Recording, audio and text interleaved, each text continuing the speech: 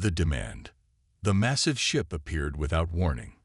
One moment, Earth's orbital scanners showed nothing but satellites and space debris. The next, a vessel larger than Manhattan hung in geosynchronous orbit over the Atlantic Ocean.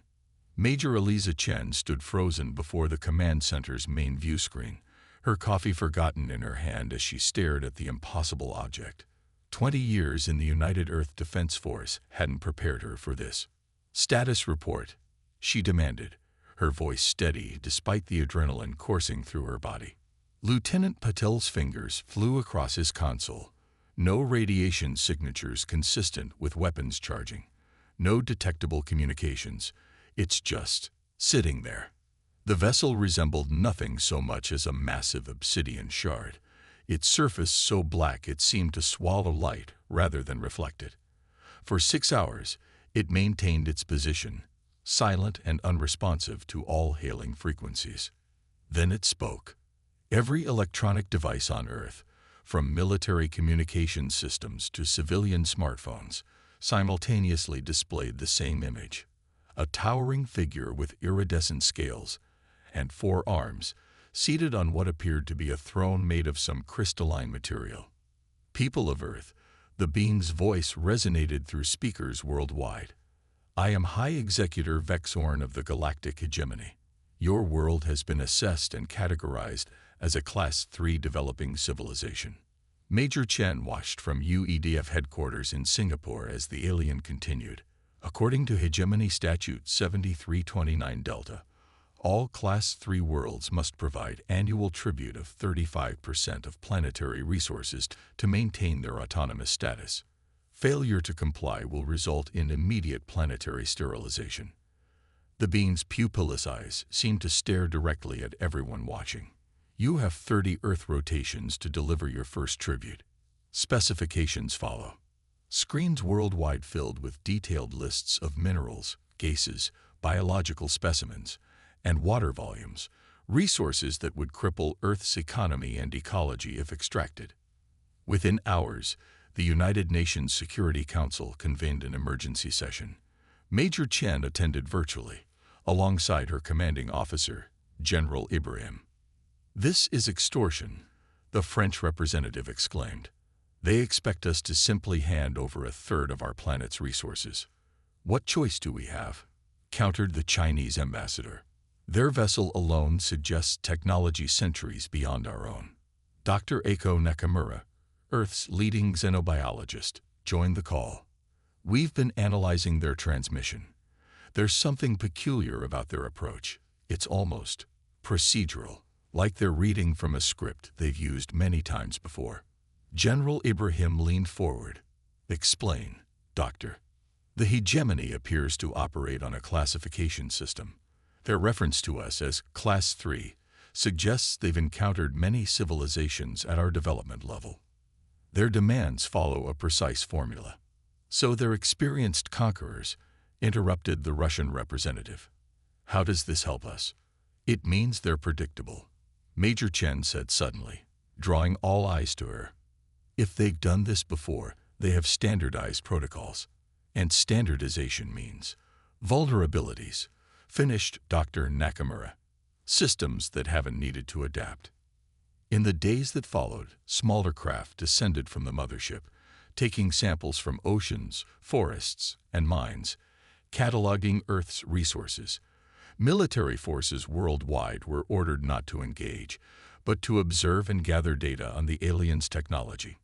Major Chen was assigned to lead a special analysis team, working alongside Dr. Nakamura and Dr. Omar Hassan, a quantum physicist who'd been studying theoretical applications of alien propulsion systems for decades. 7 days after first contact, they'd made their breakthrough. "Look at these energy signatures," Dr. Hassan pointed to waveforms on his screen. "Every system on their ships, propulsion, shields, weapons, operates on the same fundamental frequency patterns." "Efficient engineering," noted Major Chen. "Too efficient," Dr. Hassan replied. "It's like they haven't innovated in millennia. Why improve what already works against less advanced species?" Dr. Nakamura added, "Their communication patterns support this. Their language contains no terms for technological failure when dealing with Class 3 worlds. No contingency protocols. They'd grown complacent, Major Chen realized, like an empire that hasn't faced meaningful resistance in centuries. As the deadline approached, analysis of the scout ships revealed microscopic gaps in their shield harmonics, millisecond intervals during recalibration cycles where their defenses were momentarily vulnerable. With just 18 days remaining, Chen presented their findings to the Security Council. Their shields operate on predictable patterns. There are nanosecond intervals where recalibration occurs, gaps we might exploit. With what weapons? Demanded the American representative. You just said their technology is centuries beyond ours. Sometimes the simplest approach works best, Chen replied. We don't need to match their technology. We just need to disrupt it at precisely the right moment. The plan that formed over the next week was audacious, desperate, and relied on timing accurate to the millisecond. It would require global cooperation on an unprecedented scale, and the coordination of every satellite and ground-based transmission system on Earth. 14 days before the deadline, smaller alien craft began constructing collection platforms in Earth's orbit, massive structures designed to receive and process the demanded tribute. 10 days before the deadline, the High Executor transmitted again. Your preparations appear insufficient. Accelerate your compliance or face demonstration of our resolve. 7 days before the deadline, the Security Council formally voted. The decision was unanimous. Major Chen stood before her team in the hardened bunker beneath Singapore. The resolution passed. Operation Defiance is a go. Dr. Hassan looked up from his calculations. This is insanity. You realize that? Chen nodded. Sometimes insanity is the only rational response. Dr. Nakamura placed a hand on Hassan's shoulder. The alternative is becoming their resource farm. Forever. We'll need to coordinate with every major observatory and radio telescope on the planet, Chen said. The timing must be perfect. For the next 5 days, they worked without rest. Military forces worldwide prepared in secret. Civilian communication networks were subtly repurposed. Power grids were reinforced and reconfigured. 2 days before the deadline, the High Executor transmitted a final warning. Your tribute preparations are inadequate. You will receive one demonstration of the consequences of defiance. A beam of light lanced down from the mothership, striking an uninhabited island in the Pacific.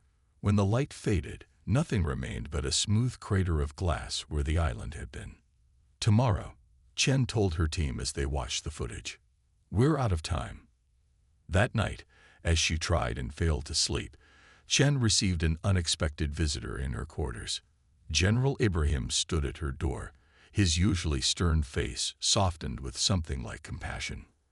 I wanted to tell you, he said quietly, that whatever happens tomorrow, you've done everything possible.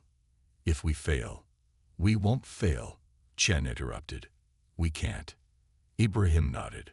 The president asked me to give you this. He handed her a small box. Inside was a single item, an old-fashioned radio transmitter switch with a handwritten note. The honor is yours, Major. Chen stared at it, understanding the symbolism. Tomorrow, with this simple mechanical device, she would either save Earth or condemn it. Get some rest, Major, Ibrahim said. Tomorrow, humanity makes its stand. As dawn broke over Singapore, Chen took her position in the command center. Around the world, billions watched their screens, where a countdown timer ticked away the final hours before the tribute deadline. 5 hours remaining, and the mothership began powering up its collection systems, massive energy signatures detected as it prepared to receive Earth's tribute. 3 hours remaining, and smaller craft positioned themselves around the planet, ready to begin resource extraction. 1 hour remaining, and Chen gave the order. Initiate Operation Defiance. Across the planet, power grids surged as every transmission system, military and civilian, prepared to broadcast on precisely the same frequency, synchronized to the microsecond. 30 minutes remaining, and the High Executor appeared on screens worldwide. Your deadline approaches. Tribute vessels must begin ascent immediately. Chen took a deep breath and reached for the transmitter switch. The entire command center fell silent. Your tribute is ready, High Executor, she said clearly. Humanity has prepared its response. She pressed the switch. The response. The word transmitted from every communication device on Earth simultaneously, on the exact frequency matching the alien shield harmonics. No. For a moment, nothing happened. Then, as predicted, the shields of every alien craft, from the massive mothership to the smallest scout vessels, flickered as their systems attempted to process the unprecedented surge of energy on their operational frequency. It wasn't an attack in any conventional sense. They weren't firing weapons or launching missiles. They were simply speaking, all of humanity, with one voice, on one precise frequency, creating a harmonic disruption that the alien standardized systems had never encountered.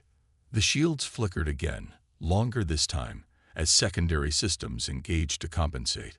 This was the critical moment. Phase 2, Chen ordered. Around the world, massive industrial electromagnets, repurposed from particle accelerators, magnetic levitation trains, and fusion research facilities, activated simultaneously. The electromagnetic pulse wasn't powerful enough to damage the alien technology, but it didn't need to be. It only needed to force their shields to recalibrate one more time, extending the vulnerability window by precious milliseconds. That was when the third phase activated. A swarm of 50,000 microsatellites, secretly deployed over the previous week, each no larger than a soda can, converged on the alien vessels.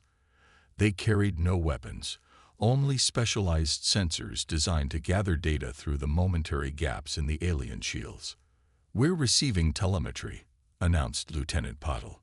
"Shield harmonics, propulsion signatures, command protocols. It's all coming through." Dr. Hassan's hands flew across his console. "I'm identifying their navigation systems." "Got it. Transmitting override codes now." For 8.3 seconds, an eternity in computational terms, Earth's combined processing power focused on cracking the aliens' command protocols using the data streaming from the microsatellites. On the main screen, Chen watched as the alien scout ships suddenly froze in position. Then, slowly, they began returning to the mothership. "We're in their systems," Dr. Nakamura whispered in disbelief. It actually worked. The victory was short-lived. Alarms blared as the mothership's weapon systems began charging. "They're going to fire," Patel shouted. Chen remained calm. "Initiate Phase 4. Across the planet, massive quantum computers, hastily networked together in the past week, executed the final algorithm. Using the captured data from the alien systems, they generated a precise replica of the hegemony's authentication protocols. The false authorization code transmitted. Stand Daewonen by order of Hegemony Central Command. Classification ER or DTTTD. World designated Earth, reclassified as Class 5. Awaiting the viewer their instructions." The mothership's weapons powered down. For 3 agonizing minutes, nothing happened. The command center was silent except for the soft beeping of equipment. Then a new transmission appeared, different from before. The High Executor appeared, but his posture had changed. He looked confused. "Earth representatives," he began, his voice lacking its previous confidence. "We are receiving conflicting directives from Hegemony Command. Your world was categorized as Class 3, but our systems now indicate a Class 5 designation. This is unprecedented." In the Hegemony's classification system, they'd learned Class 5 meant a civilization advanced enough to be considered peers rather than subjects. "High Executor," Chen responded, her voice steady, "there has been no error in your systems. What you are experiencing is evidence of our true capabilities." It was a bluff, but one supported by their demonstration. No Class 3 civilization should have been able to penetrate Hegemony systems. Your standardized approach to conquest has become your weakness, she continued. While you've relied on the same technologies for millennia, we have continued to evolve, to adapt. The High Executor's secondary arms moved in what analysts interpreted as a gesture of agitation. This will be investigated. If deception is discovered, you're welcome to investigate, Chen interrupted. But first, withdraw your vessels from Earth space immediately, or we will demonstrate additional capabilities. Another bluff, but the alien hesitated visibly. Additionally, Chen continued, we will be sending representatives to your Hegemony Council to discuss reparations for your attempted resource theft and the destruction of Pacific Island XR7. For a long moment, the High Executor was silent. Then, temporary withdrawal authorized pending investigation of classification discrepancy. Hegemony Council coordinates will be transmitted for your representatives. The transmission ended. For several seconds, no one in the command center moved or spoke. Then the room erupted in cheers and tears of relief. General Ibrahim approached Chen, his eyes wide with disbelief. You threatened to send ambassadors to their council. Chen nodded. They're bureaucrats, General. They follow procedures. We just created a new procedure they weren't prepared for. Dr. Nakamura looked troubled. This is temporary. They'll be back once they realize we bluffed our way through this. Then we better not be bluffing next time, Chen replied. We have their technical data now, and we know their weakness. They've become static while we continue to adapt. Dr. Hassan nodded. With what we've learned from their systems, we could advance our technology by centuries in just a few years. And more importantly, Chen added, we need to reach out to other Class 3 worlds. Form alliances. Compare notes. I suspect we're not the first to resist, just the first to succeed in this sector. Over the next week, the alien vessels withdrew from Earth orbit. The mothership lingered longest, scanning continuously, before finally disappearing as suddenly as it had arrived. 6 months later, a small Earth vessel, constructed using reverse-engineered hegemony technology, departed for the coordinates provided by the High Executor. On board were diplomats, scientists, and military advisors, including Major Chen. Their mission was not merely to establish humanity's place in the galactic community, but to make contact with other civilizations that had faced hegemony demands. Intelligence suggested there were many, and that some had been paying tribute for centuries. As their ship accelerated toward the stars, Chen reflected on the simplicity of their victory. They hadn't outfought the aliens or matched their technology. They had simply refused to play by their rules, finding the one weakness in a system that had grown too comfortable with its own power. Humanity's first word to the galaxy had been a simple one. No. Their next would be together. As Earth shrank behind them, the ship's AI announced, approaching first waypoint. 3 days to former Class 3 world Proxima Centauri b. Chen smiled. The hegemony's days of uncontested expansion were over. Humanity was coming, and they were bringing something the galaxy desperately needed. Innovation, adaptability, and the audacity to say no to those who thought their power absolute. The stars stretched before them, full of possibilities, and allies waiting to be found.